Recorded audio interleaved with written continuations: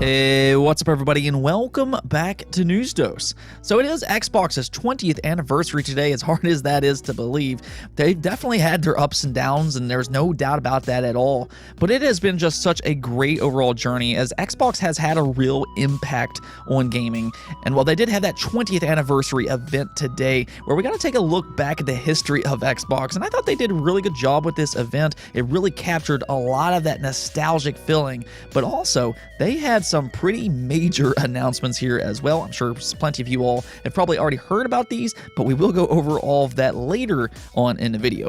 We also got a huge, game-changing exclusive to talk about today for the Xbox Series, and, well, we do also have plenty more to talk about, as I do, of course, cover the entire game industry.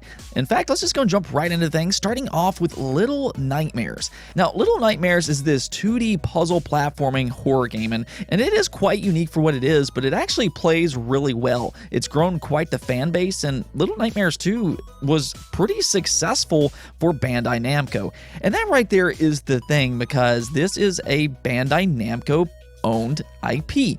However, it was actually developed by Tarsier Studios, which at the time was an independent studio.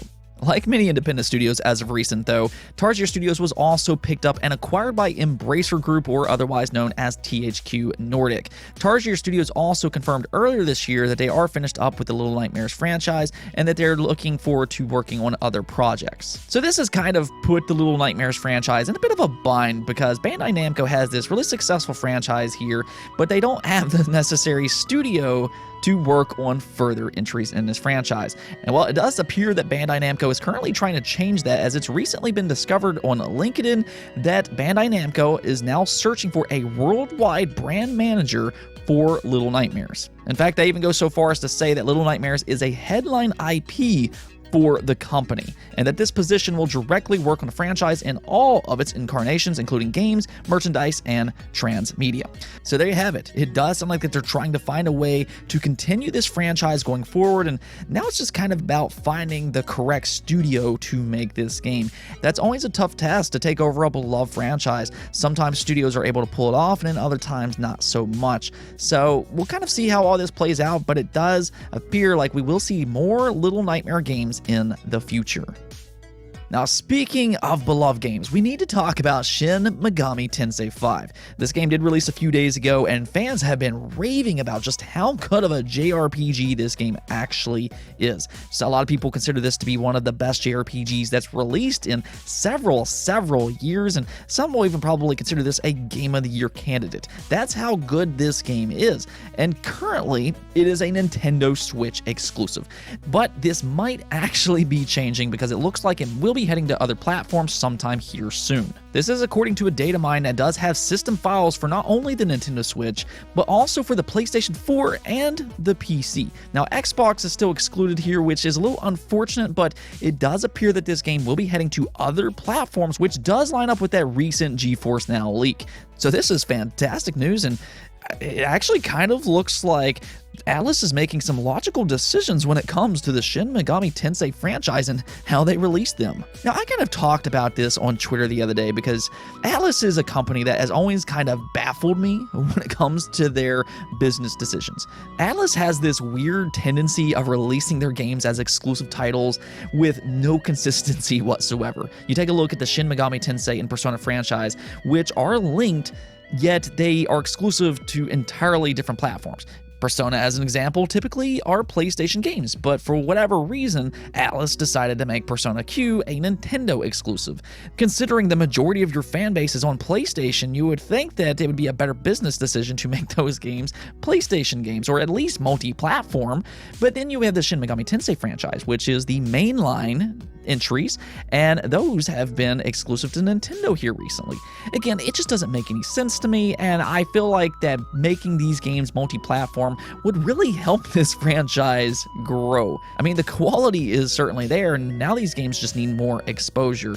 And luckily, it does sound like Shin Megami Tensei 5 will eventually be heading to other platforms. Now, do keep in mind, though, that this is only a data mine for the time being, so there's no confirmation or anything like that, but right now it does appear like Shin Megami Tensei 5 will be heading to other platforms, being the PlayStation 4 and then PC.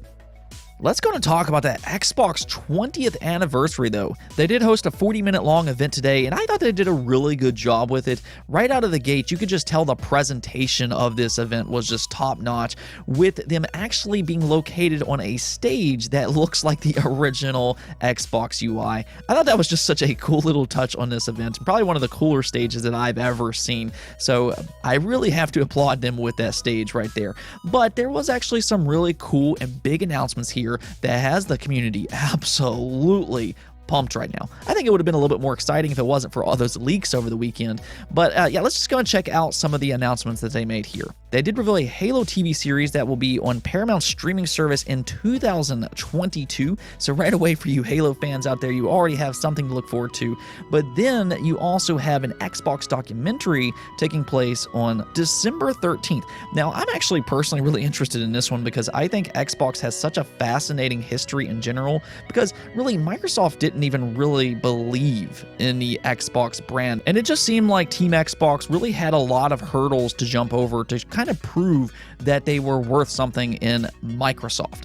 But now here we are 20 years later, and for the first time, it really feels like Microsoft, the actual company, and Satya Nadella fully supports the Xbox brand, and we're seeing just such a huge difference whenever Microsoft actually supports Xbox. I mean, really, Xbox's future looks brighter now than ever before, and it's because Microsoft is actually backing them this time. So yeah, I want to see how all that came to be from the beginning to now here with the Xbox series. I think it's going to be a really cool documentary that's going to have the community buzzing whenever that goes live next month on December 13th. Moving on to some of the bigger announcements here, though, they did reveal a staggering amount of new backwards compatible games that will be playable on the Xbox One and in the Xbox series. This will include more than 70 games coming from the original Xbox and Xbox 360.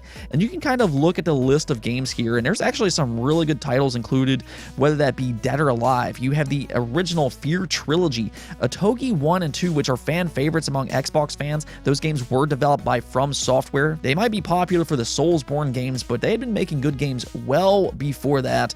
There's also Nier on this list, several Star Wars games, you have some Time Splitters games, and even Viva Pinata's Party Animals. So there is a lot of good games on this list, and all of them will include auto HDR as well as increased resolution. Yeah, really, I just love what the Xbox team does with backwards compatibility and how much effort they put into this program. I think it is such a phenomenal program, and it's great for not only preservation purposes, but it's also just great for gamers as a whole.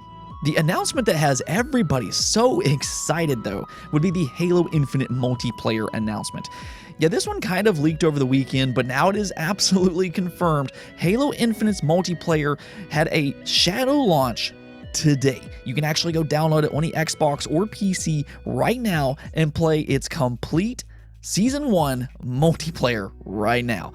That is a fantastic way to get the Xbox 20th anniversary kicked off. I mean, you think about it, Xbox launched side by side with Halo Combat Evolved 20 years ago, and now here we are, and we're able to start off with Halo Infinite's multiplayer, which is by far probably the most anticipated Xbox Series game out right now.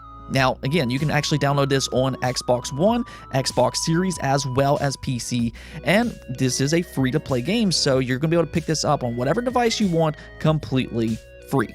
Now, that is something that I found to be interesting because they're kind of wording this as a quote-unquote beta, and I think the reason that they're doing that is because they want to technically say they launched the multiplayer and single player the same day on December 8th. But don't let that fool you. This is the full multiplayer release here, and you can pick it up right now. So instead of hearing me talk about it, just go download it for yourself and check out Halo Infinite's multiplayer. I personally can't wait to jump in myself tonight. Overall, though, I thought this was a great 20th anniversary event. It was filled with nostalgia. They had some big and exciting announcements here, and the fact that you can play Halo Infinite right now, I mean, you could not have asked for a better way to kick off the Xbox 20th anniversary.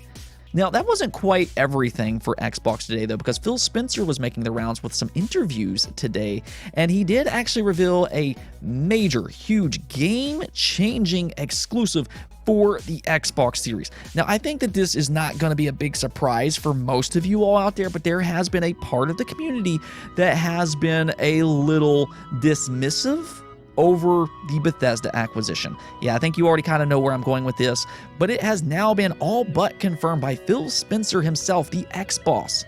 He has basically confirmed that The Elder Scrolls 6 will be exclusive to Xbox. Yeah, let's just go and check out what he had to say. It's not about punishing any other platform. Like, I fundamentally believe all of the platforms can continue to grow, but in order to be on Xbox, I want us to be able to bring the full complete package of what we have.